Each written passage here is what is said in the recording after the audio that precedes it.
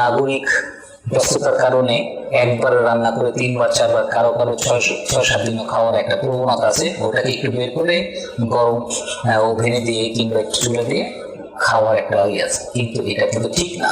এইটাই হচ্ছে আপনার সমস্যার একটা জায়গা, যে আপনি আপনার যে খাবারটা খাচ্ছেন সেই খাবারটা রিহিট করে খাচ্ছেন। আপনি একবার হিট করে খাওয়ার পরে আরেকবার হিট করে খাচ্ছেন, সেই জন্য আপনার খাবারটার মূল যে খাবার ভ্যালু সেটা তো থাকছেই না। আপনার বরঞ্চ আপনার ক্ষতির কারণ হচ্ছে, আপনি স্বাদ পাচ্ছেন কিন্তু আপনার কাজ হচ্ছে না।